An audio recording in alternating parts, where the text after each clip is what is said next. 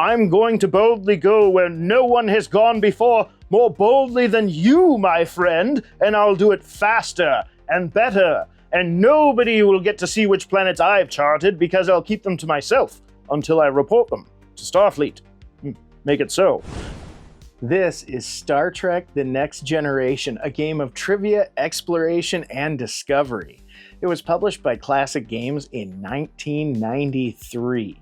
This was one that I was really happy to get a hold of, specifically because of the cover art. So let's hop right in, starting with this beautiful box art, which is a rendering from Keith Birdsong. Now, he's most well known for his work on covers for Star Trek novels, and with this fine example, you can see why. This idealized version of the classic characters from the Next Generation series absolutely pops. I mean, look at Picard's jawline. He's got to put that away before he cuts somebody. But this is absolutely gorgeous. One of the things that I regret is that Classic Games didn't put any kind of protective clear coat over this. So a lot of versions of this game that you'll see out in the wild will have some wear and tear on the cover. You can even see some rubbing damage present on this one. But this is one of the nicer examples I've run across, so I had to snap it up. When we flip it over, we see a picture of the various game boards that are included for play, some of the game's accoutrements, and a brief description of what the gameplay is like, as well as a list of the included components. It's a lift-off top box, and it does feature some cardboard space-saving components. However, they're kind of rendered moot once the game is assembled, where most of the small parts can be kept in the trivia card box and an included little container that sits nicely off to the side, well stowed. When we look at the gameplay components, we have 4 player boards, I should say 3 player boards and 1 for the player who will be acting as Starfleet Command. They will actually be kind of a game master in this, akin to somebody playing Zargon in Hero Quest. You'll also get 3 of these Captain's Cash cards. Now, these also have a nice shiny finish similar to these boards. That's because the boards and the cards will be marked on using these wax crayons here. Each player will receive a yellow and green one. There are also some additional colors for the Starfleet Command player to be able to keep track of other assets in the game. You'll also notice a Q card. This is where Q's coordinates will be marked in case players are going to have a Q encounter. There are also these little hint cards. It's kind of funny. All 4 hint cards have different art on the back from the show. They're just screens from the show, but they include basically an explanation of what the various ship systems are. So you're going to have to keep track of your shields, your warp engines, and your photon torpedoes.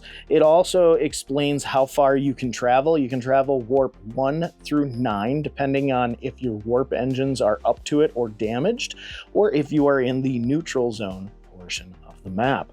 That will also determine the difficulty of the trivia questions that you will be answering. So we have got crayons here, trivia questions, we've got trivia cards here, which also have the little screens from the show, and level 1 through 2 trivia questions. Level 1 trivia questions are when you are going warp 1 through 5, and level 2 trivia questions are when you're traveling from warp 6 through 9. Level 1 type questions are multiple choice.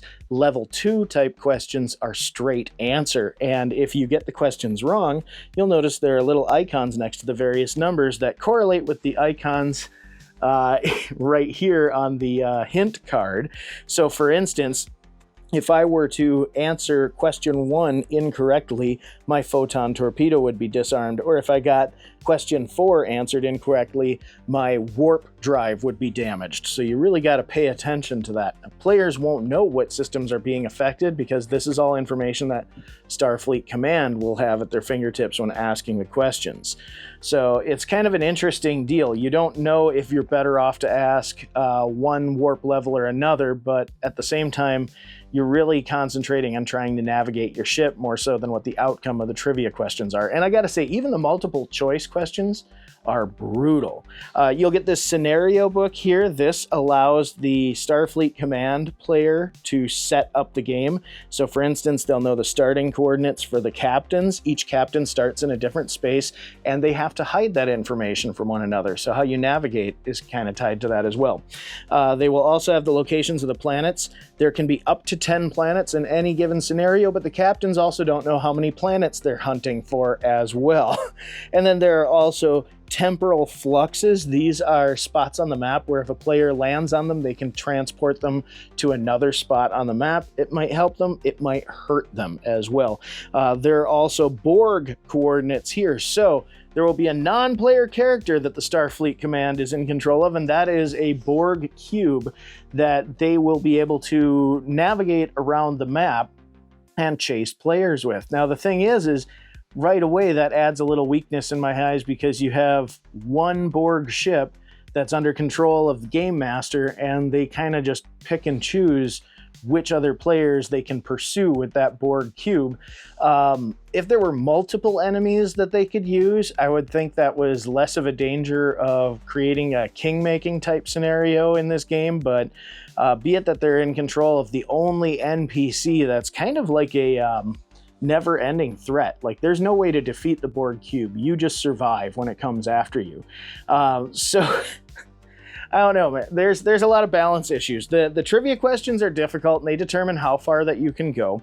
So for instance, we're on this map. The center space here is Starfleet Command. So if your ship gets too damaged, this is where you dock for repairs. Depending on the game setup, that can happen quite a bit. There are a couple ways you can play this game. You can play it using only one sector of the map. There are 4 sectors with 28 squares each. So you can play one sector, 2 sectors, or all 4, and the scenarios in the scenario book will cover those. You can play with 2 players, but it eliminates the Q encounters, the Borg cube, and it eliminates the Starfleet Command being 1 player. Both players will now take over as Starfleet Command, and it kind of becomes a weird riff on Battleship. So you'll be navigating your ship, but you will also set planets for the opposing player to navigate and try to find. So it becomes you declare where you want to move, they tell you if you found a planet, and vice versa. So it's really akin to just firing shots in Battleship. So to play this game to its full potential, you need at least a minimum of 3 players.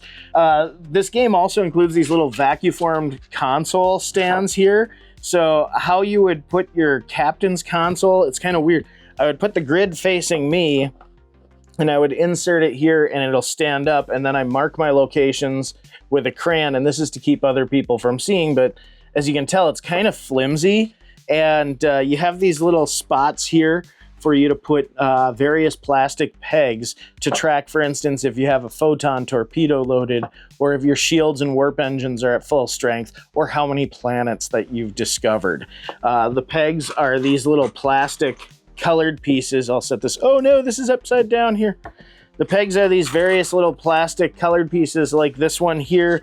The blue is used for indicating your shields and stuff, but one thing that drives me nuts is these vacuum-formed, these look like they have the space for the pegs to fit, but they don't. They're too loose at the top and too narrow on the bottom, and you can actually see where they're molded, where they're meant to fit these pegs. But if you hold the peg up to it, the outside circumference of the mold is the same size as the outside circumference of the plastic, so there's no margin for it to actually stick in there. So even to get the photograph that I did of these sitting nicely, I had to very carefully try to balance it. And this thing is so lightweight, you shake it just a little bit. Okay, the tracking is just absolutely... I'm going to break the ice and say that this game has some of the biggest shortcomings when it comes to the actual accoutrements provided for playing the game. You have to chart your way around this map using these crayons, these wax pencils. And the background is really dark and the crayons leave kind of a faint mark. So I actually made some test marks here with the crayons so you could kind of see. Now imagine being the actual game master, playing a Starfleet Command. You have to keep track of all the planets the captains hit. You have to follow where the captains go. But again, it's kind of weird because subterfuge is involved. I'll explain. So Starfleet Command tells each captain individually where their starting coordinates are by writing them down on the captain's data cache and passing it to the captain. That captain will have their control board, their console, set up in front of them like this. So nobody else can see what I'm writing, and I've got to keep track of where I am. And then there's a little compass right here So when I navigate in the game, I'm not telling anybody what coordinate I'm moving from. Instead, I decide I want to move 5 squares up and to the right. I'll say warp 5, 45 degrees. And then Starfleet Command, the game runner, will draw a trivia card and they'll read the warp 5 question here. If I get it right, I can continue moving and exploring. If I get it wrong, my turn either ends or I take damage or have a Q encounter if it's indicated on the card here. So that's kind of how gameplay progresses. Now, I don't know how many planets I'm looking for, so I have to kind of work on a risk-reward system. Let's say I locate 5 planets while I'm playing the game. And what happens is if I navigate close to the planet, the Starfleet Command game runner will say, you've navigated to planetary orbit. And if I want to record that planet, I answer a trivia question. If I get it right, I can record that I have got that planet. And I put a little marker peg in this thing here that barely fits it. Now, what happens is when I think I've got enough planets, I navigate to Starfleet Command, and I have to verbally divulge the planets that I have charted. And if I don't have them all, the game runner or Starfleet Command will say that your mission is incomplete, so I have to go back out and search for them. But since I verbally confirmed the planets with Starfleet Command, now all the players know where the planets I found are. So they can race to run to Starfleet Command and report their planets if they happen to have the 1 or 2 that I'm missing. But even they might not have all of them, so it's a risk reward for them. And I thought this was kind of weird, as I understand you want to have a competitive gameplay mode. However, that being said, all 3 players are actually, all 4 are Starfleet officers, but 3 players are Starfleet captains. So you would think that they'd want to work together, you know, maybe to outsmart the Borg cube and to chart all the planets and get them together. But no, it is definitely player versus player. The first person to turn in all the planets wins, and you have to like hide your progress from other captains. So I found that to be kind of a confusing theme, be it that the whole idealized future of the Federation is cooperation, and here we are working against each other. Like, I'm going to boldly go where no one has gone before, more boldly than you, my friend, and I'll do it faster and better, and nobody will get to see which planets I've charted because I'll keep them to myself until I report them to Starfleet. Make it so. It's... It just seems bratty. It seems weird. So it seems like an unnecessary way to add competition. Now, before we go too far, I do want to acknowledge that the rule book is printed on really nice, thick bond paper. It's black and white, very plainly printed, and they are generally easy rules to understand. But as you can see, it's quite dense. There's a lot to this game. So is it fun? The short answer is yes, with a but. It's fun, but it's hard to keep clean because you're marking everything with a wax pencil. So you're constantly trying to rub it off with a microfiber, a towel, paper towel, whatever. And wax isn't like dry erase. It builds up really easily on whatever medium that you're using. So the problem is it leaves a residue on these boards, which can be tough to clean up. It can fill up your paper towels quickly and make it feel kind of wasteful, or just gunk up any towel that you're using and make it difficult to use fabric because you go through so much. Like realistically, it would take a microfiber cloth, and when you start rubbing it, if you get too much wax, now you're adding extra wax streaks and everything else. So you're trying to use a fresh piece of the cloth every time that you're rubbing your marks and putting a new one on, and it just gets frustrating and it feels dingy. I wish there was a better way to do it, maybe with a modern, like it's also this dark background with the translucent square or crayons. It was hard to see. So like maybe a modern chalk, like liquid chalk pen or something, might be a better option if you're dead set on playing this. It felt needlessly tedious.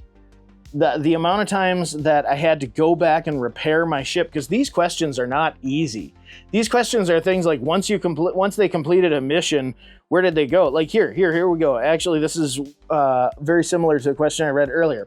After the Enterprise D left the temporal rift created by the Enterprise C, what was the next destination? A, I can hardly read this. A, Narendra 3, B, Tanuga 4, or C, Archer 4? The answer is Archer 4, but you have to remember what planet they decide to go to after you get the idea. You have to have like a granular knowledge of the show. And this was from 1993. The show ended in 94. So we've got 6 of the 7 seasons under our belt by this point. So that's a lot of knowledge to have. It is a fun time waster. I see a lot of potential for a good game here. The exploration was fun, but when you're navigating space, your sensors pick things up even if you just pass them. So if I moved, say, a long distance, like a warp 6 or warp 7 from where I was, but I passed something on like the 3rd space over, I'll get notified that sensors picked up a planet, but I don't know where. And so now I'm circling around this part in space, and there's not even like an indicator of warmer, cooler, cooler. It's just sensors picked up. As long as I'm within the range that's indicated like on these cards here, it's basically like a 1-box range of where you're going here. So you can really end up chasing your tail. So you're just sitting there going 45 degrees, warp 1, 310 degrees, warp 2, and hoping that you're answering enough questions correctly to keep your turn going. But obviously, I'm going to say I like the show a lot. I love Star Trek, but I do not have this type of knowledge for the game. So it made the game feel artificially drawn out and tedious. And I understand why it doesn't have the greatest rating on Board Game Geek and why you can read a lot of reviews that just simply state this game is full of bloat. I think there are some interesting ways that it could have been streamlined to make it a little bit more fun. I get the soul. I get what the game's going for. I feel like the trivia being so difficult is what hurts this game more than just about anything else. That and everybody working for Starfleet. I think it'd be kind of cool if you had, a game runner and you had Starfleet, the Klingon Empire, and say like the Romulans, or there's a lot of ways that you could do it. Cardassians, depending on the time period. I don't think we'd be competing with the Vulcans, but you could throw that in there. But I mean, like, some interesting contentious civilizations within the Star Trek The Next Generation timeline would be kind of an interesting spice to add to this. So overall, is the game worth your time? If you're a huge Star Trek fan and you're okay with a little bit of tedious gameplay, and if you've got some super nerd friends you want to put on the show on your TV while you're playing and chill out and explore the universe, you can have a lot of fun. Is this a game that I'd play with somebody who is not a Star Trek nerd? And I mean a huge Star Trek nerd? Absolutely not. It's not accessible. It's just absolutely not accessible to your casuals at all. Like, they have to be like a straight up somewhere in their closet they own a Star Trek uniform t-shirt to qualify to even just get this game onto the table. I'm telling you, you don't want to do it. You're going to have a bad time. They're going to have a bad time. It's all going to be over. The biggest selling point of this game is the art. I love the art. It's so beautiful. So if you spot this at a thrift shop, you're a big Trek fan, snap it up for the art. Maybe play it once in a while with a friend that you know who's as big a Trek fan as you, or just pop out the trivia questions from time to time. But overall, the fit and finish, I mean, the fact that our score pegs don't fit into this stand, and the stand does a really crappy job of holding the game boards in general. And I think it kind of reverses it, because I feel like it'd be more useful for you to be able to hold the game board and see your peg score, but then it would be like tilted towards you like this, which would make it hard to use. It's because it has to tilt this way to hold up. If it tilts this way, it falls down. So now it even shows on the box that you're meant to have the console with your pegs facing forward. Well, now, like, you as the captain, you need to know what shape your shields are in and your warp engines, and in order to see that, you got to lift this up and count them here, but all that information's facing everybody else, and now everybody else knows what shape your ship is in. I hate poorly designed game components. It's a poorly designed game component, poorly designed scorekeeper here. So is there stuff to be liked about this game? Yes. Is it a good game? No. Hardcore Star Trek fans and board game collectors, and this does not deserve to be an overly valuable game. It's not overly valuable. It's not super rare. You can find these pretty readily. but it's a niche audience. To be completely honest, I'm not even sure how I would rate this. It's tough to put into words because I did have fun with it, but it has a lot of fit and finish issues. It has a lot of quality issues, and I wouldn't really recommend it to people. Just because I enjoyed it, my biggest recommendation is based off the art. So that's kind of where I go with it. Hardcore Trek fans only, casuals need not apply. There is fun to be had, but it's not great. If you want a good Trek experience that's accessible, check out the VCR board game, A Klingon Challenge. I've got a review, I'll link it in the description. That's a much better, more fun, more accessible game, and it all fits within a nice 1-hour play session. So, hey, thank you for joining me today. I hope you had a good time looking at this game. Thank you to my couch potatoes, the channel members who make awesome reviews like this possible. I couldn't do it without you. I can't wait to look at some more awesome games with you again soon. We'll see you next time.